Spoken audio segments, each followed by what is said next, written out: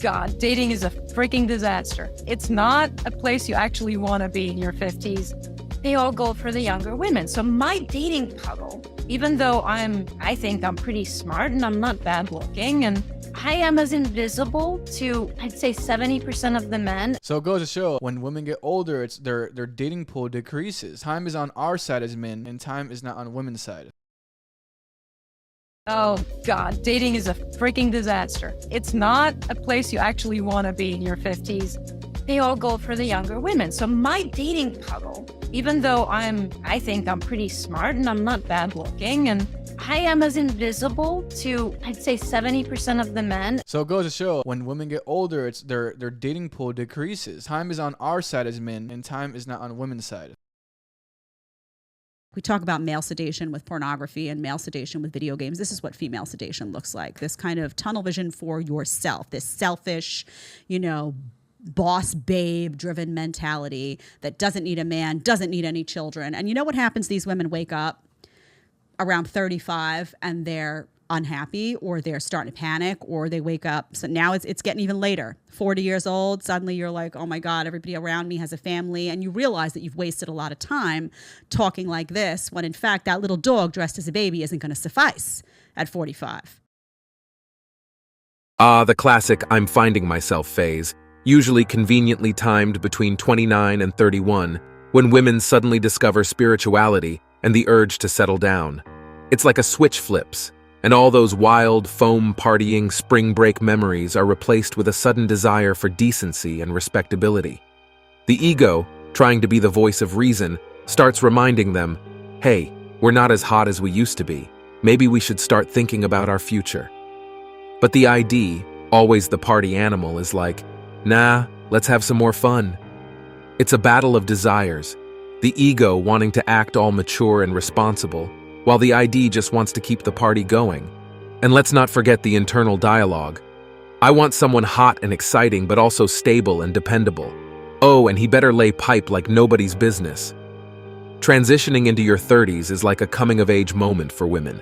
It's when they realize that maybe it's time to trade in the tequila shots for herbal tea and start looking for someone who can hold a decent conversation. So why is this phase so critical? Well, it's the moment when women start to reassess their priorities and goals.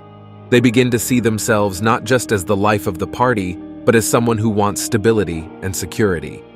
It's a shift from living in the moment to planning for the future, from seeking thrills to seeking substance. This transition can be challenging, especially in a society that often values youth and beauty over wisdom and experience.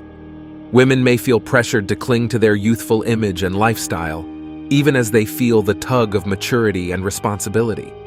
So the next time you hear a woman in her late 20s or early 30s talking about finding herself or reconnecting with God, remember, it's not just a phase, it's a crucial moment of self-discovery and growth. And who knows, maybe she'll find that hot, exciting, and dependable guy who can also lay pipe like a pro. Now, why do I say that? As women approach their 30s, their perceived value in the dating market tends to decline, starting around age 23 and hitting a low point by 30. This decline is supported by research, which shows that women around 30 start to prioritize long-term security. Interestingly, the average age of first marriage for women is around 28 to 29, about 2 years later than men in the United States. It seems like perfect timing for women. They get to have all their fun in their 20s, and just as they're about to hit the wall, they can suddenly switch gears, seeking redemption in the eyes of God and society, and start afresh. This is when they start looking for a different kind of partner. They shift from the exciting, adventurous guys of their past to the stable, responsible men who can be good fathers. It's a transition from the bad boys to the dads, as they say. It's an interesting phenomenon to consider. Women spend their early 20s feeling like queens, enjoying the company of charismatic partners. But as they approach 30, there's a noticeable shift in their priorities and perspectives. The panic sets in around age 29, as they realize they might be running out of time to find a suitable long-term partner. The transition phase for women can be tough, as they realize their time for carefree fun is coming to an end. The days of going to a club and having all the guys swooning over them are numbered. A woman in her mid-30s can dress however she likes, but the attention she receives won't compare to what she experienced in her early 20s when she was at her peak in terms of sexual market value. What's ironic is that as these women age, they often change their tune. They might start preaching about the virtues of being God-fearing and avoiding bad boys, claiming they would never have partied in their 20s. But if a charming and attractive man approaches them, like a Chad or Tyrone, the next day, they'll likely go out with him. Some things seem to be universal among women. One thing I often tell men is that women tend to overspend, live paycheck to paycheck, and carry a lot of emotional baggage, making it challenging for them to form lasting relationships.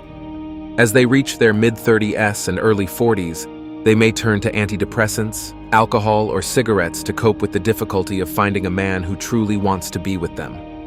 However, this isn't to say that women receive no attention from men. Some men will pursue any woman, regardless of her circumstances.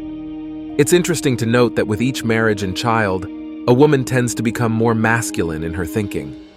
In summary, it often seems that ideology wins out over biology for many women. They mock and vilify men, treating them with utter contempt. Here are some additional insights in case they're still unaware. When a woman has had more than 10 sexual partners, her inclination to marry diminishes significantly. Establishing a deep emotional connection becomes nearly impossible, and studies suggest that she likely carries genetic material from multiple partners. Modern women pursued power and success through climbing the corporate ladder until their 40s, believing it would bring them happiness. However, they realize too late that they have a natural desire to nurture families, settle down, have loving relationships with men, and become good mothers.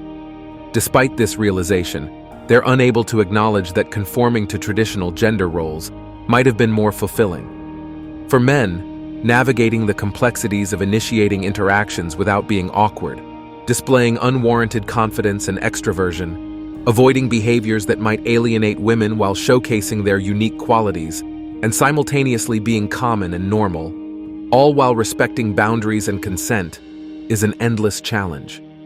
Most young men don't earn the kind of money that women typically aspire to.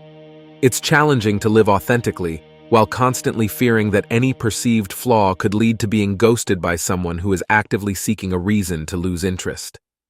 I believe there's a tendency to underestimate the harsh realities of dating for young men in today's society.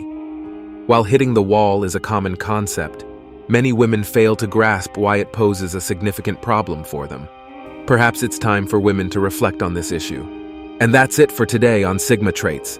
Make sure you hit that like button, smash that subscribe button, and don't forget to ring that notification bell. Support this channel through membership. You can also support through PayPal link in the description. Let us know your thoughts in the comments below. See you all tomorrow.